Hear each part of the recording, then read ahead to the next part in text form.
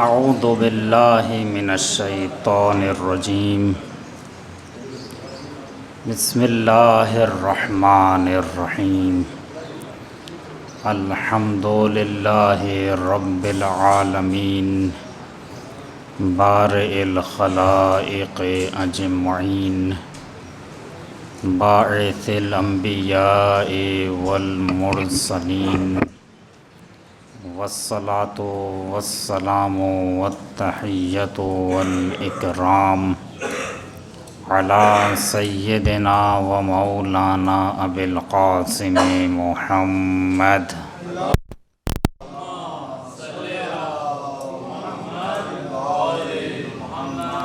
وعلی آلہ الطیبین الطاہرین المعصومین المظلومین الذین اذهب اللہ عنہم الرجس وطہرہم تطہیرا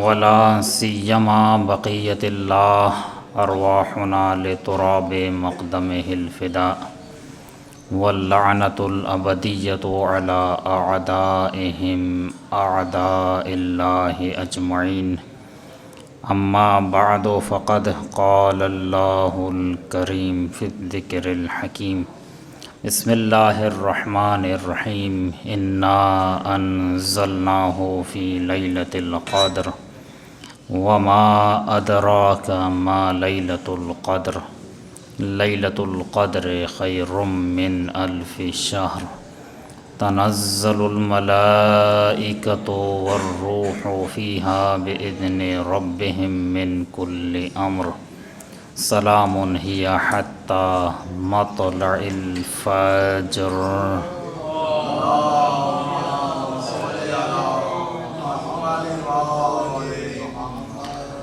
حضرات محترم، آپ حضرات کے علم میں ہے کہ ہمیں جو موضوع دیا گیا ہے وہ ہے شب قدر کی اہمیت۔ سورہ قدر میں شب قدر کا ذکر ہوا ہے، جس میں پروردگار عالم کا ارشاد گرامی ہے کہ بے نام خدائے رحمان الرحیم ہم ہیں، ہم ہی نے اس قرآن کو شب قدر میں نازل کیا، اور تم کیا جانو کہ شب قدر کیا ہے؟ شب قدر 1000 مہینوں سے بہتر ہے کہ جس میں ملائکہ اور روح اللہ کے اذن سے نازل ہوتے ہیں، اور یہ رات صبح ہو جانے تک سلامتی ہی سلامتی ہے۔ پروردگار عالم نے اس دنیا میں ہر مکان ایک جیسا نہیں بنایا اور ہر زمان ایک جیسا نہیں بنایا۔ مکان اپنی فضیلت کے اعتبار سے ایک دوسرے سے مختلف ہوتے ہیں۔ ہمارے گھر کا وہ مقام نہیں ہے کہ جو محلے کی مسجد کا مقام ہے۔ جامع مسجد کا جو مقام ہے وہ محلے کی مسجد کا مقام نہیں ہے۔ مسجد الحرام کا جو مقام ہے وہ مسجد جامع یا جامع مسجد کا بھی مقام نہیں ہے۔ مسجد جامع کہاں اور اہل بیت کے حرم کہاں؟ یہ وہ فضیلت ہے جو پروردگار عالم نے مکان کو مکان پر دی ہے۔ اسی طرح سے ہر زمانہ بھی ایک جیسا نہیں ہے۔ ہفتے میں جو فضیلت شب جمعہ کی ہے وہ کسی اور رات کی فضیلت نہیں ہے۔ ہفتے کے دنوں میں جو فضیلت روز جمعہ کی ہے وہ کسی اور دن کی نہیں ہے۔ اسی طرح سے اہل بیت کی ولادت کے ایام عام دنوں جیسے ایام نہیں ہیں۔ اور آپ بڑھتے رہیے، اس تمام سال میں قرآن مجید کی تعلیمات کے مطابق وہ رات کہ جو بافضیلت ترین رات ہے وہ شب قدر ہے، جس کے لیے پروردگار عالم نے فرمایا کہ تم کیا جانو کہ شب قدر کیا ہے۔ ایک اور بات عرض کروں تاکہ بات اور واضح ہو جائے۔ پروردگار عالم نے ماہ رمضان کو روزے کے ذریعے سے نہیں پہچنوایا، یہ نہیں بتایا کہ ماہ رمضان وہ مہینہ ہے کہ جس میں روزہ رکھا جاتا ہے، بلکہ پروردگار عالم نے ماہ رمضان کو قرآن کے ذریعے سے پہچنوایا ہے۔ شہر رمضان الذی انزل فیہ القرآن، ماہ رمضان وہ ہے کہ جس میں قرآن نازل کیا گیا ہے۔ یہ بات میں کیوں کر رہا ہوں؟ ایک بات سمجھانے کے لیے۔ ایک بحث ہے ظرف اور مظروف کی۔ بزرگوں کے لیے یہ الفاظ بہت ہی مانوس ہیں، مگر جو جوان ہے کہ ظاہر ہے وہ کہتے ہیں کہ ہمارے لیے یہ الفاظ تھوڑا مشکل ہیں، لہٰذا مثال سے سمجھا دیتا ہوں۔ ایک گلاس میں پانی بھرتے ہیں ہم، گلاس پانی کے لیے ظرف ہے اور پانی گلاس کے لیے مظروف ہے۔ ظرف اور مظروف، جس طرح سے کوئی مکان کسی چیز کے لیے ظرف بن جاتا ہے، جیسا کہ مسجد ابھی ہمارے لیے ظرف ہے، مسجد میں ہم سب جمع ہو گئے ہیں، مسجد ظرف ہے اور ہم سب اس مسجد کے لیے مظروف ہیں۔ مسجد ظرف ہے اور ملائکہ اس مسجد کے لیے مظروف ہیں۔ چونکہ مسجد میں ملائکہ ہوتے ہیں، اسی لیے حکم یہ دیا گیا ہے کہ نجس انسان مسجد میں نہ رکے، چونکہ مسجد میں موجود ملائکہ کو اذیت ہوتی ہے۔ اس کا مطلب یہ ہے کہ مسجد میں صرف ہم نہیں ہیں بلکہ ملائکہ بھی موجود ہیں۔ مسجد وہ ظرف ہے کہ جو انسانوں کو بھی اپنے اندر لے لیتا ہے اور ملائکہ کو بھی اپنے اندر لے لیتا ہے۔ جس طرح سے، توجہ چاہتا ہوں، جس طرح سے مکان کسی چیز کے لیے ظرف بنتا ہے، ایسے ہی زمانہ بھی کسی چیز کے لیے ظرف بنتا ہے۔ مثلا ہم ابھی کسی خاص زمانے میں ہیں، اتوار کا دن ہے اور خاص وقت ہو رہا ہے، یہ زمانہ ظرف ہے اور ہم اس زمانے کے لیے مظروف ہیں۔ ماہ رمضان ظرف ہے اور قرآن مجید اس کے لیے مظروف ہے۔ قرآن مجید ماہ رمضان میں نازل کیا گیا ہے، بس ماہ رمضان ہی وہ ظرف بن سکتا تھا کہ جس کے اندر قرآن نازل کیا جا سکے۔ کسی اور مہینے میں اتنی طاقت ہی نہیں تھی کہ قرآن کو اپنے اندر لے لیں، کسی اور رات میں اتنی صلاحیت ہی نہیں تھی کہ قرآن کو اپنے اندر لے لیں۔ پروردگار عالم نے جب تمام دنوں کو، تمام راتوں کو دیکھا تو بس لیلۃ القدر نظر آئی کہ جس میں قرآن مجید نازل ہو سکتا تھا، اور پروردگار عالم نے لیلۃ القدر میں قرآن مجید نازل کیا، کیونکہ بس یہ وہ رات تھی کہ جس میں قرآن مجید نازل ہو سکتا تھا۔ پروردگار عالم نے لیلۃ القدر کا انتخاب کیا، زمانے کے اعتبار سے لیلۃ القدر کا انتخاب کیا، مکان کے اعتبار سے قلب محمدی کا انتخاب کیا۔ یہ وہ قلب ہے کہ جو قرآن مجید کے ظرف کو اپنے اندر محفوظ کر سکتا ہے، ورنہ اگر یہی قرآن مجید کی تعبیر کے مطابق اگر یہی قرآن پہاڑ پر نازل کیا جاتا تو پہاڑ ریزہ ریزہ ہو جاتا۔ لو انزلنا هذا القرآن على جبل لرأيته خاشعا متصدعا من خشية اللہ، اگر ہم یہ قرآن پہاڑ پر نازل کر دیتے تو تم دیکھتے کہ پہاڑ اللہ کی خشیت سے ریزہ ریزہ ہو جاتا، مگر یہ قلب محمدی ہیں جو قرآن کے وزن کو اپنے اندر سمیٹے ہوئے۔ ایک بات اور عرض کروں، پیغمبر کی بعثت کا دن کیا ہے؟ کس دن پیغمبر کو مبعوث کیا گیا؟ آپ کہیں گے 27 رجب۔ 27 رجب اہل تشیع کے یہاں مسلم دن ہے کہ جس دن پیغمبر کو مبعوث کیا گیا۔ پیغمبر نے اس دن اپنی رسالت کا اعلان کیا، یا جو ہم کہتے ہیں کہ وحی نازل ہوئی، بسم اللہ الرحمن الرحیم، اقرأ بسم ربک الذی خلق۔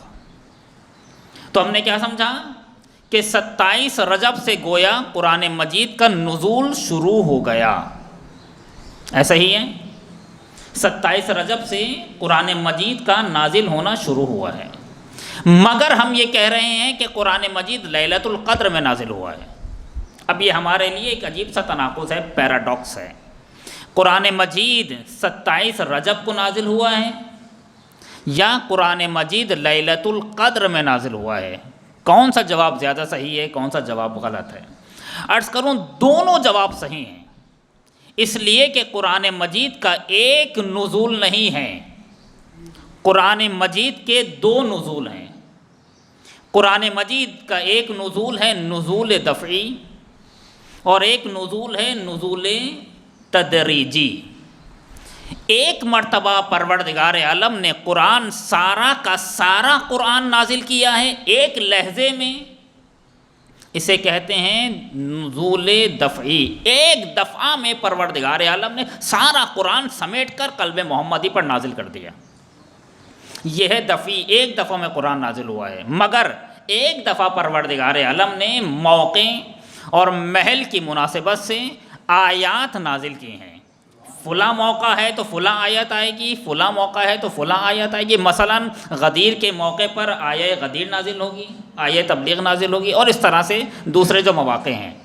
27 رجب سے قرآن کا نزول تدریجی شروع ہوا ہے، موقع اور محل کی مناسبت سے قرآن نازل ہوگا. شب قدر میں سارا کا سارا قرآن ایک لہجے میں قلب محمدی پر نازل ہوا ہے، اور یہی وہ مقام ہے جس کے لیے پروردگار کہہ رہا ہے کہ لو انزلنا ھذا القرآن علی جبل، ہم نے سارا کا سارا قرآن ایک لہجے میں قلب محمدی پر نازل کیا. اگر یہ قرآن کسی اور جگہ پر نازل کیا جاتا تو دنیا کی کوئی شے ظرف نہیں بن سکتی تھی قرآن مجید کے نازل ہو جانے کے لیے سوائے قلب محمدی کے. یہ پیغمبر کا قلب ہے. اور جب ہم کہتے ہیں قلب تو قلب سے مراد صرف یہ ایک گوشت کا لوتھڑا نہیں ہے جو ہمارے جسموں میں دھڑکتا ہے. قرآن مجید میں جب کہا جاتا ہے قلب یا روایات میں جو کہا گیا ہے قلب، یہ صرف ایک گوشت کا لوتھڑا نہیں ہے بلکہ حقیقت انسان، روح انسان، جو چیز انسان کی حقیقت ہے قرآن مجید اسے کہتا ہے قلب. جو انسان کی جو شے انسان کی حقیقت ہے روایات اسے کہتی ہیں قلب. حقیقت پیغمبر پر قرآن نازل ہوا ہے. قرآن مجید وہ کتاب ہے، قرآن مجید وہ مصروف ہے کہ جس کے لیے ہر ظرف درکار نہیں ہے، ظرف محمدی درکار ہے. جیسی کتاب ویسا ہی ظرف، جیسا مصروف ویسا ہی ظرف. وہ قرآن صامت تو ظرف بھی کوئی قرآن ناطق ہونا چاہیے، اس قابل ہونا چاہیے کہ اس مصروف کو اپنے اندر سمیٹ لے. اور پروردگار عالم نے مکان کے اعتبار سے پیغمبر کے قلب کا انتخاب کیا، زمانے کے اعتبار سے لیلۃ القدر کا انتخاب کیا.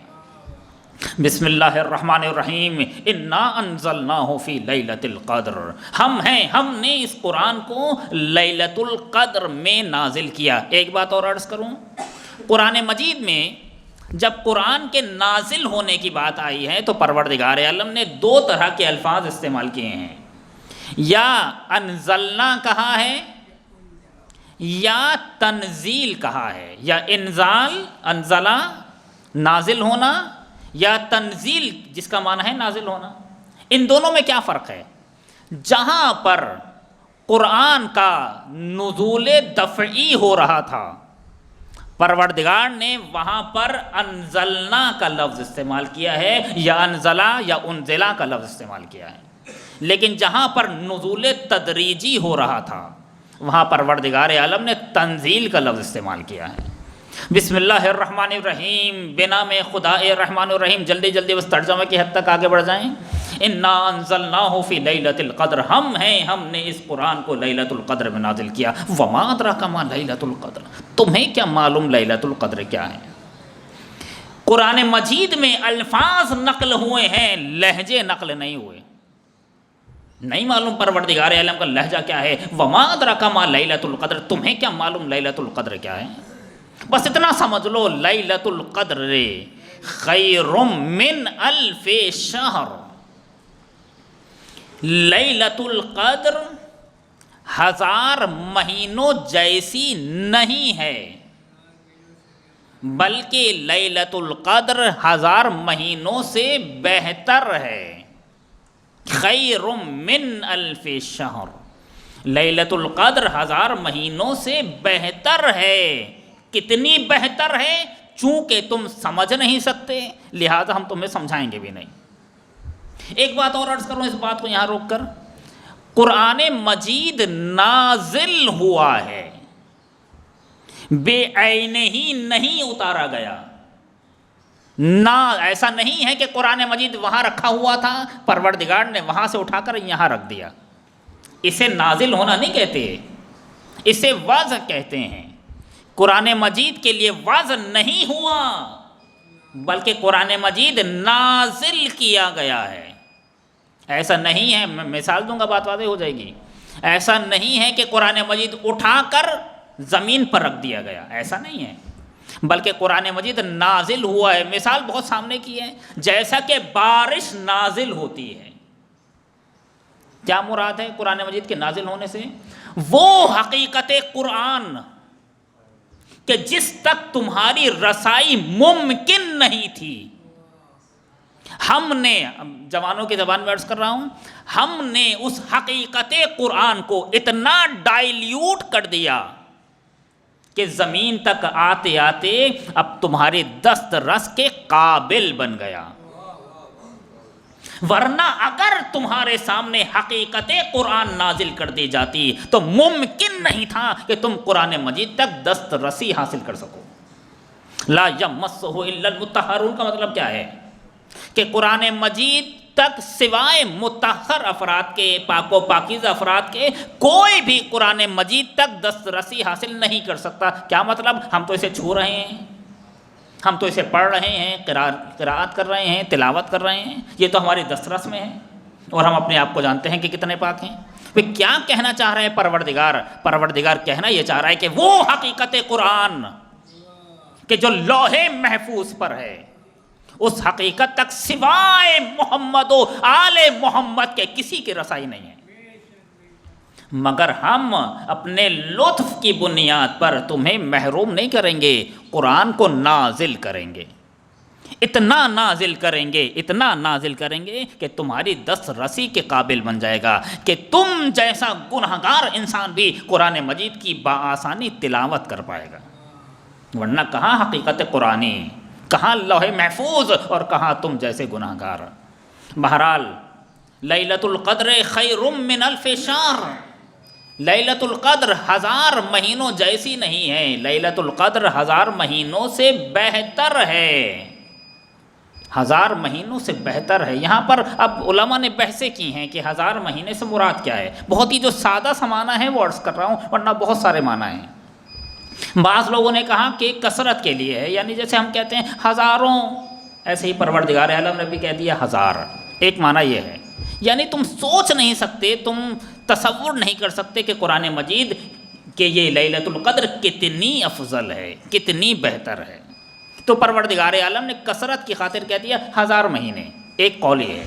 مگر جو سادہ سا قول ہے، جو بہت ہی سامنے کی بات ہے ورڈز کروں، 1000 مہینے انسان کی کل عمر بنتے ہیں۔ انسان کی اوسط ایوریج ایج کتنی ہے؟ آپ کہیں گے مثلاً 82 سال، تقریباً 80-82 سال۔ 1000 مہینوں کو اگر سالوں میں لے کر آئیں تو کل بنیں گے 82 سال، نہ ایک دن کم نہ ایک دن زیادہ۔ شاید پروردگار یہ کہنا چاہ رہا ہے کہ تمہاری ساری عمر ایک طرف اور ہماری لیلۃ القدر ایک طرف۔ وہ سفر جو تم ساری عمر کر کے ہم تک نہیں پہنچ سکتے، وہ سفر اگر تم ایک رات میں کر لو تو ہم تک پہنچ جاؤ گے۔ کیفیت کے اعتبار سے لیلۃ القدر تمہاری ساری عمر پر بھاری ہے، تمہاری ساری عمر ایک طرف اور لیلۃ القدر ایک طرف۔ وہ عمل جو تم ساری عمر انجام دو، اس کا وہ فائدہ نہیں ہے، لیکن اگر وہ عمل تم لیلۃ القدر میں انجام دے دو تو ہاں وہ عمل با ارزش ہے، اس عمل کی ارزش ہے، وہ عمل بہترین عمل ہے جو لیلۃ القدر میں انجام دیا جائے۔ لیلۃ القدر خیر من الف شہر، لیلۃ القدر 1000 مہینوں سے بہتر ہے۔ بس اپنی بات کو تمام کر رہا ہوں۔ تنزل الملائکۃ والروح فیہا، کیوں بہتر ہے لیلۃ القدر 1000 مہینوں سے؟ پروردگار عالم نے وجہ بھی بتا دی۔ چونکہ لیلۃ القدر میں فرشتے نازل ہوتے ہیں اور روح نازل ہوتی ہے۔ یہ روح کیا ہے؟ پہلے اس بات کو عرض کروں، پھر یہ بات اور واضح ہو جائے گی۔ فرشتے بھی نازل ہو رہے ہیں اور روح بھی نازل ہو رہی۔ قرآن مجید تو ایک بار نازل ہو چکا۔ بعض لوگ سوال کرتے ہیں کہ لیلۃ القدر ایک بار ہے یا بار بار ہے؟ لیلۃ القدر بار بار تکرار ہو رہی ہے۔ اگرچہ قرآن مجید بس ایک بار نازل ہوا ہے، مگر لیلۃ القدر تکرار ہو رہی ہے، چونکہ فرشتوں کا آنا تکرار ہو رہا ہے۔ آیت میں یہ نہیں ہے کہ فرشتے نازل ہوتے تھے یا فرشتے نازل ہوئے تھے یا ایک بار ہم نے فرشتے نازل کر دیے تھے، نہیں، مضارع کا صیغہ ہے۔ فرشتے، تنزل الملائکۃ، فرشتے نازل ہوتے ہیں، اب بھی نازل ہو رہے ہیں، آج بھی نازل ہو رہے ہیں، اس سال بھی نازل ہوں گے۔ فرشتے نازل ہوتے ہیں اور فرشتوں کے علاوہ روح نازل ہوتی ہے۔ کاش کے وقت ہو اور اس کو باقاعدہ موضوع بنایا جائے کہ روح کیا ہے، یا روح خدا کیا ہے، یا روح اللہ کیا ہے۔ فرشتے نازل ہوتے ہیں اور روح نازل ہوتی ہے۔ پروردگار، بس میں بہت ہی سادہ زبان میں کہوں، پروردگار عالم کے فرشتے ایک جیسے نہیں ہیں۔ جیسا کہ ابھی عرض کر رہا تھا میں کہ ہر مکان ایک جیسا نہیں ہے، ہر زمانہ ایک جیسا نہیں ہے، فرشتے بھی ایک جیسے نہیں ہیں۔ بعض فرشتوں کو بعض فرشتوں پر فضیلت حاصل ہے۔ جو مقام جبرائیل کا ہے وہ کسی اور فرشتے کا نہیں ہے۔ جبرائیل کا مقام ہے، ایک قول کے مطابق روح جناب جبرائیل سے بھی افضل ہے۔ جو مقام جناب جبرائیل کا مقام ہے اس سے بھی بہتر اور افضل مقام روح کا مقام ہے۔ مثلا نقل کیا گیا ہے کہ بعض پروردگار عالم کے فرشتے ایسے ہیں کہ جنہیں یہی نہیں معلوم کہ ان کے علاوہ پروردگار عالم کی کوئی مخلوق ہے یا نہیں، چونکہ اتنا محو عبادت ہیں کہ توجہ ہی نہیں ہے کسی اور مخلوق کی طرف۔ فرشتے ہائے محیمین کہتے ہیں۔ بہرحال فرشتے نازل ہوتے ہیں اور روح نازل ہوتی ہے، یعنی وہ فرشتہ کہ جو جبرائیل سے بھی بہتر ہے وہ نازل ہوتے ہیں۔ تنزل، نازل ہوتے نہیں تھے، نازل ہوتے ہیں۔ اب یہاں رک جاؤں، کہاں نازل ہوتے ہیں؟ کس پر نازل ہوتے ہیں؟ کیا مجھ پر نازل ہوتے ہیں یا آپ پر نازل ہوتے ہیں یا کسی مولانا پر نازل ہوتے ہیں یا کسی مفتی پر نازل ہوتے ہیں، کسی قاری پر نازل ہوتے ہیں؟ کہاں نازل ہوتے ہیں؟ کوئی تو ظرف چاہیے کہ جہاں فرشتے نازل ہو جائیں۔ ظرف اور مظروف کی بحث اگر یاد ہو، کوئی تو ایسا ظرف ہو کہ جو فرشتوں جیسے مظروف کو اپنے اندر لے لے۔ کیونکہ فلسفے میں ایک بحث آتی ہے سنخیت کی، کہ دو چیزوں کے درمیان سنخیت ہونی چاہیے۔ ابھی سمجھاؤں گا، بات واضح ہو جائے گی۔ مثلا آگ سے سردی نہیں نکل سکتی، برف سے گرمی نہیں نکل سکتی۔ کیوں؟ یہ کون سا رابطہ ہے کہ آگ سے بس گرمی ہی نکلے گی اور برف سے بس سردی ہی نکلے گی؟ تو فلاسفہ نے جواب دیا کہ پروردگار عالم کا ایک قانون ہے جو اس پوری کائنات پر حاکم ہے، اس کو کہتے ہیں قانون سنخیت، کہ ہر چیز ہر شے سے صادر نہیں ہو سکتی۔ آم کے پھل سے سیب نہیں نکلے گا۔ آپ کہیں گے کیوں نہیں نکلے گا؟ اس لیے کہ قانون سنخیت حاکم ہے۔ چونکہ یہ آم کا درخت ہے، سنخیت کی بنیاد پر اس سے آم ہی نکلے گا۔ یہ سیب کا درخت ہے، سنخیت کے مطابق اس سے سیب ہی نکلے گا، آم نہیں نکلے گا۔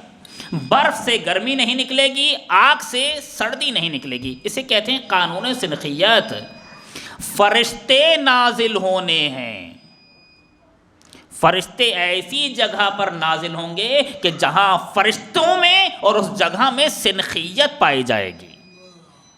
کیسی سنخیت ہے؟ وہ پاک و پاکیزہ مخلوق ہیں۔ فرشتے وہ مخلوق ہیں پروردگار کی جو پاک و پاکیزہ مخلوق ہے۔ وہ پاک و پاکیزہ مخلوق ہر جگہ پر نازل نہیں ہو سکتے۔ کوئی ایسا مقام چاہیے، کوئی ایسا مکان چاہیے کہ جو پاک و پاکیزہ مقام ہو۔ کون سا مقام ہے؟ کیا وہ میں ہوں؟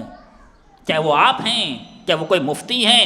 اس کائنات میں کوئی نہیں ہے پاک و پاکیزہ سوائے محمد و آل محمد کے۔ فرشتے کل محمد اول پر آتے ہیں، آج محمد آخر پر آتے ہیں۔ یہ مقام ہے مقام اہل بیت۔ اسی لیے روایت میں آیا، میں بس اپنی بات کو سمیٹ رہا ہوں، آخری جملے، اسی لیے روایت میں آیا۔ مثال دے رہا ہوں کہ اپنے الفاظ میں کہ اگر کوئی آپ سے پوچھے کہ قرآن مجید میں پروردگار کا کوئی شناختی کارڈ ہمیں بتائیے، کہ ہم کہیں کہ 2-3 لائن شناختی کارڈ کیا ہوتا ہے کہ 2-3 لائنوں کے ذریعے سے آپ کو پتہ چل جائے کہ اس کی شناخت کیا ہے، پورا بایو ڈیٹا نہ ہو، 2-3 لائنوں کی شناخت، جسے ہم کہتے ہیں عام زبان میں شناختی کارڈ، آئیڈینٹی کارڈ۔ پروردگار عالم کا کوئی آئیڈینٹی کارڈ ہے قرآن مجید میں یا نہیں ہے؟ تو کہا گیا کہ ہاں، سورہ توحید پروردگار عالم کا شناختی کارڈ ہے۔ ان 3 لائنوں میں آپ پروردگار عالم کی بہترین شناخت حاصل کر سکتے ہیں۔ بسم اللہ الرحمن الرحیم، قل هو اللہ احد اللہ الصمد لم یلد ولم یولد ولم یکن له کفوا احد۔ کل توحید سورہ توحید میں سمٹ کر آ گئی۔ اسی لیے کہا گیا کہ یہ وہ سورہ ہے کہ جسے آخری زمانے میں آنے والے افراد سمجھیں گے کہ اس میں ہے کیا۔ قل هو اللہ احد میں جو پہلا احد ہے اور جو آخری احد ہے، یہ دونوں احد ایک جیسے نہیں ہیں، وہ احد الگ ہے، یہ احد الگ ہے۔ بہرحال ہمارا موضوع سورہ توحید نہیں ہے۔ اسی طرح کہا گیا روایت میں ہے کہ اگر اہل بیت کو پہچانوانا ہو تو سورہ قدر کے ذریعے سے پہچانواؤ۔ اگر کسی سے اہل بیت کے بارے میں بحث کرنی ہو تو سورہ قدر کے ذریعے سے اہل بیت کے بارے میں بحث کرو، چونکہ اگر کوئی سورہ قدر کو سمجھ لے تو وہ سمجھ لے گا کہ ہر زمانے میں حجت خدا کا ہونا ضروری ہے۔ چونکہ اگر فرشتے نازل ہو رہے ہیں تو کوئی حجت خدا بھی ہونی چاہیے کہ جہاں پر فرشتے نازل ہوں۔ آج کے زمانے میں کون ہے؟ آج کے زمانے میں امام برحق ہیں کہ جن پر فرشتے نازل ہو رہے ہیں۔ بالکل آخری جملہ کہہ دوں، اسی لیے کہا گیا کہ قرآن علماء تاکید کرتے ہیں کہ لیلۃ القدر میں ایک بہترین عمل کے آپ مختلف اعمال انجام دیتے ہیں، اعمال قرآنی اور اس کے علاوہ دوسرے اعمال اور نماز اور اذکار اور ساری چیزیں، بہترین عمل لیلۃ القدر میں، شب قدر میں بہترین عمل امام وقت سے توسل ہے، کیونکہ ہمارے سارے امور ان سے وابستہ ہیں، ہمارے سارے مقدرات ان سے وابستہ ہیں۔ ان کے ساتھ اچھی بنا لو تاکہ زندگی اچھی ہو جائے۔ الہی بحق الزہرا و ابیہا و ابیہا و بعلہا و بنیہا و سر المستودع فیہا، پروردگارہ امام زمانہ کے ظہور میں تعجیل فرما، ہمارے گناہوں کو معاف فرما، ہماری عبادتوں کو قبول فرما، بے گناہ قیدیوں کو رہائی عنایت فرما، پروردگار مقاومت کو کامیابی و کامرانی عنایت فرما، امریکہ اسرائیل اور وہابیت کو نیست و نابود فرما، پروردگار علماء کرام مراجع اعظام خصوصاً رہبر انقلاب کا سایہ سروں پر برقرار فرما، ہم سب کو امام زمانہ کے اوان و انصار میں شامل فرما، بحق محمد و آل محمد۔